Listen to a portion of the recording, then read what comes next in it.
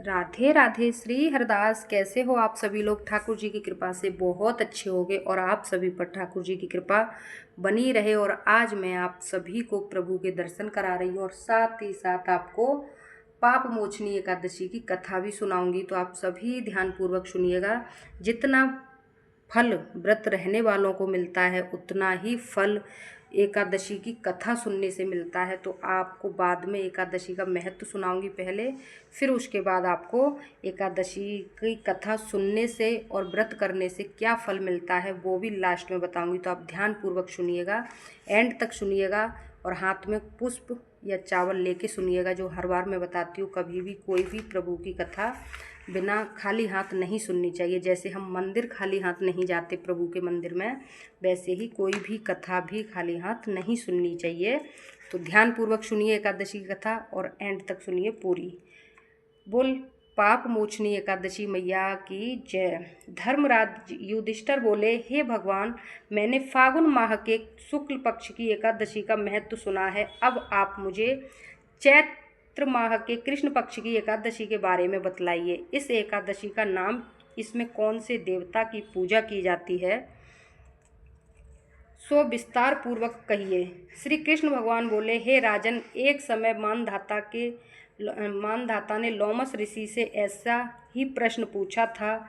तब लोमस ऋषि ने उत्तर दिया, हे राजन, चैत्र माह के कृष्ण पक्ष की एकादशी का नाम पाप मोक्षणी एकादशी है। इसके व्रत के प्रभाव से मनुष्यों के अनेक पाप नष्ट हो जाते हैं। इसकी कथा इस प्रकार है, सुनिएगा।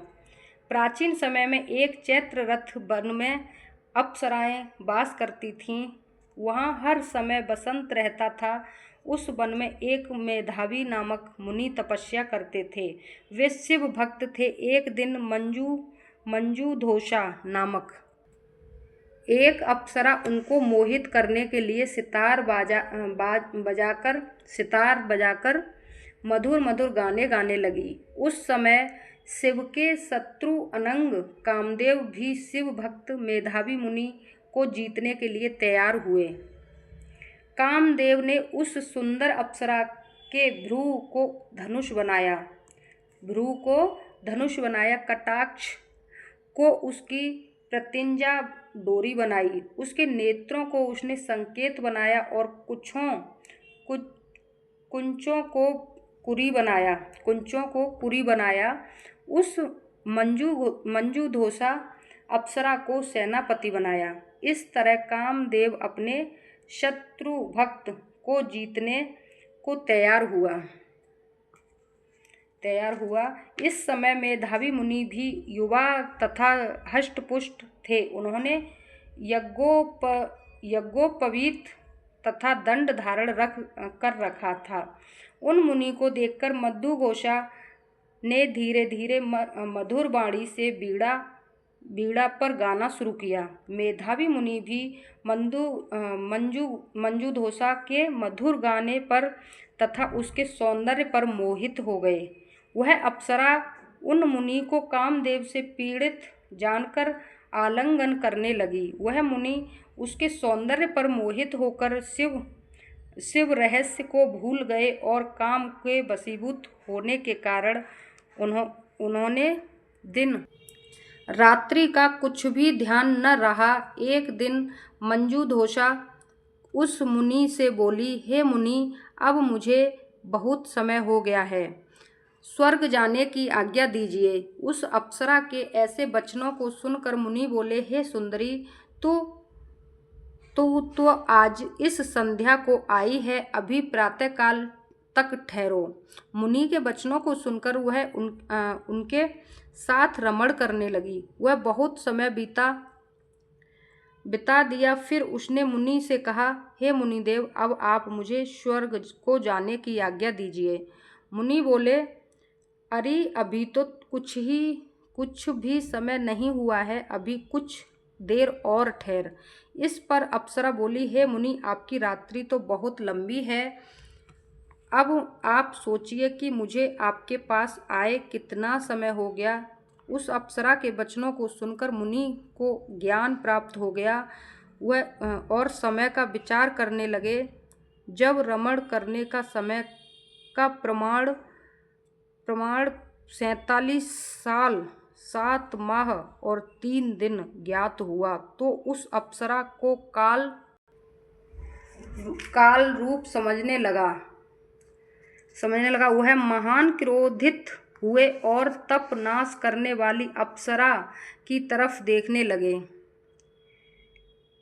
उनके अधर कांपने लगे और इंद्रियां व्याकुल होने लगीं। वह मुनि उस अप्सरा से बोले, हे दुष्ट, मेरे तप को नष्ट करने वाली तू अब मेरे श्राप से पिशाचनी हो जा। तू महान पापनी हो जा और दुराचारी हो जा। तुझे धिक्कार है। उस मुनि के श्राप से वह पिशाचनी हो गई और पिशाचनी हो गई। वह बोली, हे मुनि, अब मुझ पर क्रोध को त्याग कर प्रसन्न हो जाओ और इस शाप का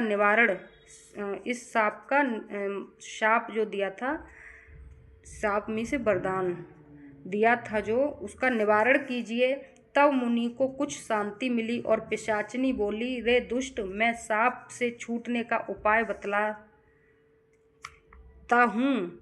चैत्र माह के कृष्ण पक्ष की जो एकादशी है, उस एकादशी का नाम पाप मोचनी एकादशी है। उस एकादशी का व्रत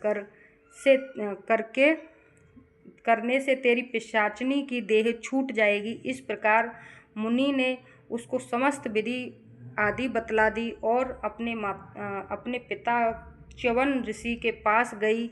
च्यवन ऋषि अपने पुत्र को देखकर बोली, रे पुत्र, तूने यह क्या किया?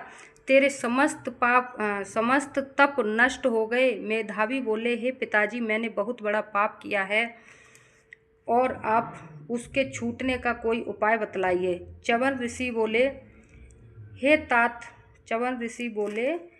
तात, तुम चैत्र माह के कृष्ण पक्ष को पाप मोचनी नाम की एकादशी का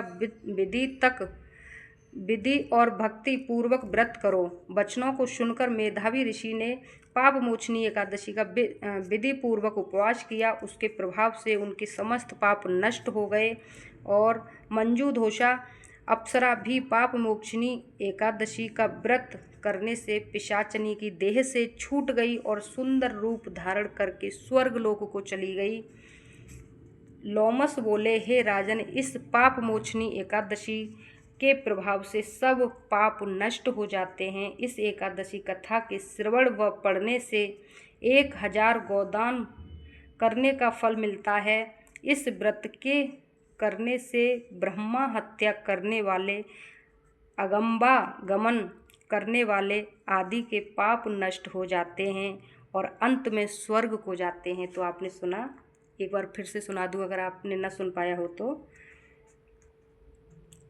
लोमस ऋषि बोले, हे राजन, इस पाप मोचनी एकादशी के प्रभाव से, सुनने से एवं पढ़ने से एवं सुनाने से सब प्रकार के पाप नष्ट हो जाते हैं और 1000 गौ दान करने का फल मिलता है। यानी गाय माता, 1000 गाय माता जो दान करने से फल मिलता है, वो फल सिर्फ और सिर्फ ये एकादशी की कथा सुनने से और सुनाने से मिलता है। और व्रत करने वालों को तो मिलता ही मिलता है और उतना ही फल व्रत की कथा सुनने से भी मिलता है। तो मैंने जब भी कथा सुनाती हूँ तो हमेशा यही कहती हूँ कि जब भी एकादशी मैया की कथा सुनो, मैं ये नहीं कहती कि यही वाली सुनो, कहीं भी कोई भी अगर आ जाए फ़ोन पर तो एकादशी मैया की कथा पूरी सुना करें और ध्यान से सुना करें और पूरी विधि पूर्वक सुना करें, हाथ में कुछ लेकर। एकादशी मैया की कथा सुनने से भी बहुत कुछ प्राप्त होता है और पूरा फल भी मिलता है।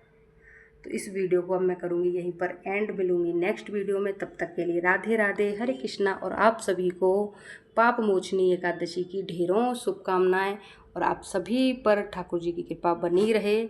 और हमारी श्यामा जू की और एकादशी की कथाएं सुनने के लिए, ऐसी प्यारी प्यारी कहानियाँ सुनने के लिए, बिल्कुल सिंपल हिंदी कहानी सुनने के लिए चैनल को सब्सक्राइब कर लेना, बेल आइकन प्रेस कर देना ताकि आपको हर छोटी बड़ी वीडियो सबसे पहले मिला करे और सबसे फर्स्ट नंबर पे आपके पास जाया करे। इसीलिए बेल आइकन प्रेस करने के लिए बोलते हैं। और आपके रिलेटिव में कोई भी अगर एकादशी व्रत रहता हो तो उसके पास ये वीडियो ज़रूर शेयर कर दें ताकि आपको हर छोटी बड़ी उनको भी जानकारी प्रभु से जुड़ी हुई मिल पाए या फिर प्रभु के दर्शन मिल पाए एकादशी के दिन। तो इस वीडियो को ज़्यादा बड़ी ना करते हुए यहीं पर करूँगी एंड। प्रभु के दर्शनों के साथ मिलूंगी नेक्स्ट वीडियो में। तब तक के लिए राधे राधे, हरे कृष्णा। आप सभी अपना ध्यान रखें। जय हो, जय श्री श्यामा, जय घनश्याम जी, जय सांवलिया सरकार की जय हो, राधा रानी की जय हो, बलदाऊ जी की जय हो, Radha Vallabh Shri Harivansh. Radhe Radhe. Thanks for watching. Hari बोल।